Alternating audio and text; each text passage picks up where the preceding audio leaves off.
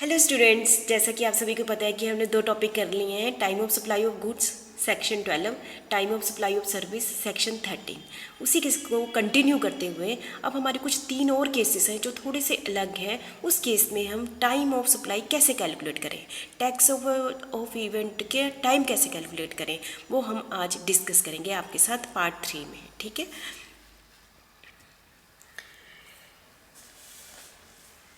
सबसे पहले हमारे पास यहाँ पर तीन टॉपिक आते हैं। एक होता है time of supply in case of advance. कई बार होता है ना, सप्लायर ने बायर से क्या ले लिया है, एडवांस में पैसा ले लिया है। पहले तो हम दो टॉपिकों में तो ऐसी चीज़ डिस्कस ही नहीं की है। जब हमने सप्लाई की है और हमने होलसेलर ने रिटेलर को सप्लाई की है, पर रिटेलर ने उसको एडवांस में पैसे भेज दिए हैं, तो उस समय के टाइम ऑफ सप्लाई कैसे कैलकुलेट करें। दूसरा टॉपिक है time of supply in case of supply bye associated enterprises.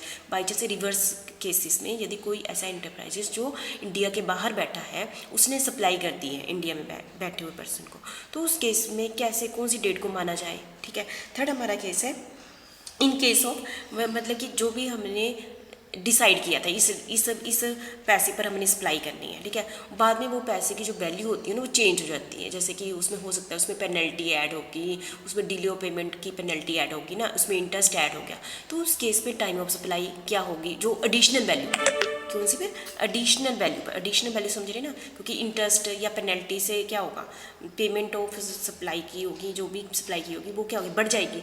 तो जो बढ़ी हुई सप्लाई पर भी टैक्स देना है ना, बड़े हुए अमाउंट पर भी टैक्स देना है, तो उस जो बड़ा अमाउंट है उसको टाइम ऑफ सप्लाई कैसे कंसिडर करेंगे। तो हमारे पास तीन टॉपिक है। तो सबसे पहले मैं आपके साथ डिस्कस करूंगी time of supply of goods and service in case of advance. यदि हमने, जैसे रिटेलर ने होलसेलर को एडवांस में पेमेंट कर दी है, तो उस केस में कैसे कैलकुलेट करेंगे। ठीक है, हमारे पास दो केस है। In time of supply of goods advance के केस में, गुड्स के केस में time of supply of service. ठीक है, तो ये सेक्शन 12(2) आ जाएगा, सेक्शन 13(2) आ जाएगा। सर्विस के केस में क्या आता है 13, और इसके केस में, गुड्स के केस में 12 आता है। ये आप सभी को पता ही है। ठीक है, time of supply goods in case of advance, है ना, इन केस ऑफ एडवांस गुड्स के केस में एडवांस मैंने रिसीव कर लिए सेक्शन 12(2) के अकॉर्डिंग। ये ध्यान में रखा ना, यदि सप्लायर ने ऐसे गुड्स रिटेलर को दिए जिस पर हम टैक्स लगाते हैं, पर कितने से ज़्यादा, 1000 रुपये से ज़्यादा, 1000 रुपये से ज़्यादा अमाउंट की देती है, तो अब हमने वो वाला अमाउंट किस में इंडिकेट किया है, टैक्स इनवाइस में किया, इंडिकेट किया गया है। 1000 रुपये से ज़्यादा है तब date of issue of invoice, तो वो जो भी इनवाइस पर डेट लिखी होगी। ठीक है, क्योंकि ये सप्लायर पर डिपेंड करता है। यदि उसने, सप्लायर ने एडवांस में पैसा रिसीव कर लिया है और उसने सप्लाई भी करनी है, तो जो डेट मेंशन की होगी, किस पर डेट मेंशन की होगी, इनवाइस पर जो डेट मेंशन की होगी वो मानी जाएगी एडवांस, वो माना जाएगा। ठीक है, तो वैसे ही है जो सेम टू सेम आ गया जो पहले हमने किया है, पर ये टॉपिक अलग है। इस पर डेट, जो डेट इनवाइस पर लिखी होगी, चाहे एडवांस में पैसा भी लिया है, तो ये सप्लायर पर डिपेंड करता है कौन सी डेट इनवाइस पर लिखी हुई है, उस डेट को हम क्या माना जाएगा, टाइम ऑफ सप्लाई माना जाएगा। तो सिंपल है। ठीक है, time of supply of service in के सर्विस के केस में और एडवांस में पैसा ले लिया है, तो इसमें भी सेम टू सेम वही केस ही है। यदि सप्लायर ने जो सर्विस दी हुई है वो 1000 रुपये, और उस सर्विस पर क्या लगता है, टैक्स लगता है, वो 1000 रुपये से ज़्यादा अमाउंट है जो टैक्स इनवाइस में लिखा हुआ है, तो उस केस में क्या क्या माना जाएगा, date of issue of invoice in respect of such advance. ठीक है, डेट इनवाइस पर, जो वो भी सप्लायर पर डिपेंड करता है, उसने इनवाइस पर कौन सी डेट लिखी हुई है, उस डेट को क्या माना जाएगा, टाइम ऑफ सप्लाई माना जाएगा। ये कौन से सेक्शन के अंडर है, सेक्शन 13(2). देखो दोनों, चाहे स्लाइड्स दो है, पर टाइम बस आपने यही सीखा, जो इनवाइस पर डेट लिखी होगी उस डेट को हम क्या माना जाएगा, टाइम ऑफ सप्लाई मानेंगे। ठीक है, और दूसरा हमारा केस आ गया time of supply in case of supply bye associated enterprises section 13(3) under reverse charges. किस केस में, अंडर रिवर्स चार्जेस, मतलब कि जब बीच वाली चेन में जो पर्सन है वो क्या करता है, टैक्स नहीं देता है, सप्लायर इज लोकेटेड, और जो दे रहा है हमें सर्विस, वो उसने नहीं दिया है टैक्स, वो कहाँ है, इंडिया के बाहर है, तो उस समय टाइम ऑफ सप्लाई कैसे कैलकुलेट करेंगे, जो भी चीज़ें पहले होगी उसको हम कहेंगे टाइम ऑफ सप्लाई कहेंगे।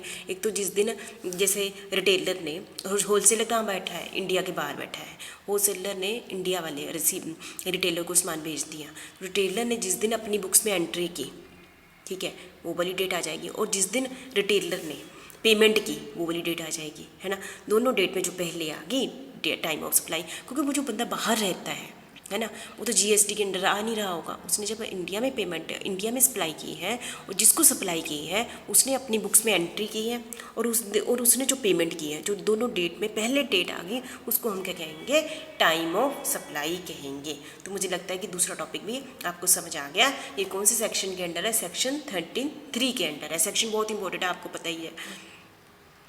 और हमारा थर्ड टॉपिक है ना, ये अदर केसेस है। Third topic, time of supply in case of addition in value of supply. Addition value, जैसे कि हमने समझो 5,000 का सामान देना था, लेकिन पेनल्टी बढ़ गई या इंटरेस्ट बढ़ गया और 5,000 का सामान कुछ 100 रुपया हो गया, 100 रुपये बढ़ गया ना, तो 100 रुपये पर भी क्या लगना है, जीएसटी लगना है। तो उस केस में हम टाइम ऑफ सप्लाई क्या मानेंगे, supply of goods section 12(6), supply of service section 13(6) के किस वे में, जब इंटरेस्ट लग जाता है अमाउंट पर, लेट फीस लग जाती है, पेनल्टी लग जाती है, ठीक है, अमाउंट पर, अमाउंट बढ़ गया, तो उस केस में टाइम ऑफ सप्लाई क्या मानेंगे, उस केस में टाइम ऑफ सप्लाई मानेंगे date on which the supplier receive such additional value.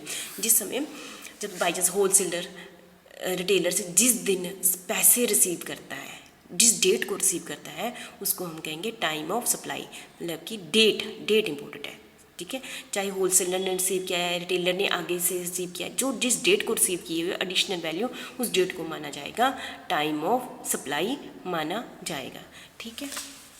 तो हमने 3 टॉपिक कर लिया आपके सामने, ठीक है। Thank you very much. हमने इसमें 3 टॉपिक किए कि एक है एडवांस में पैसा ले लिया, तो उस केस में कैसे आप करेंगे, यदि एसोसिएटेड एंटरप्राइजेज इंडिया के बाहर है तो रिवर्स केस ही हो गया ना, वो तो पेमेंट नहीं करेगा, हमने करना जीएसटी, तो उस केस में क्या होगा। और जब हमारी जो सप्लाई की जो वैल्यू एडिक्शन हो जाती है किसी भी रीजन के कारण, उस केस में टाइम ऑफ सप्लाई कैसे कैलकुलेट करना है, तो ये हमने आज इसमें डिस्कस किया। Thank you very much.